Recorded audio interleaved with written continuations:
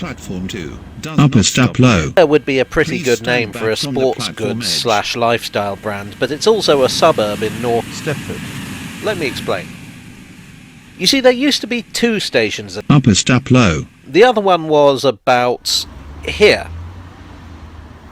The closed station was built first, opening on the 22nd of August 1867. It was at the end of a branch line that was begun by the Stepford. and North Western. But basically, the Stepford. and North Western planned a whole lot of suburban railways that would feed into the Great Stepford. Line in. Lynn by the sea. However, building through hilly territory is expensive, involving a lot of viaducts, tunnels and gradients, and so the whole enterprise was taken over by the aforementioned Stepford. and North Western. It wasn't a fight the Great Stepford. really wanted to get into. Stepford. The North Western was a bigger company. In fact, they were the biggest company. They proudly advertised themselves as the largest joint stock company in the world.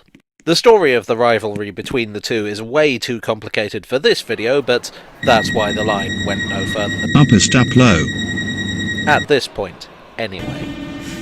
At this time, Upper Staploes. there was a small village with around 800 inhabitants.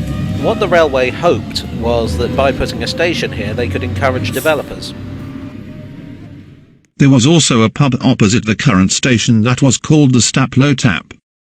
And I strongly suspect that name was chosen to encourage Stepford. to move out to what was then the countryside.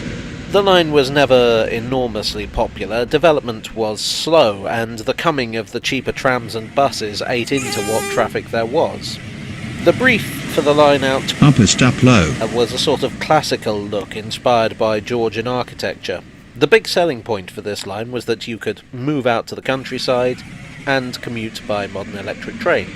And so the stations were designed to fit in with the houses that would be built here, and which would ultimately destroy the countryside feel, but that's a whole other story.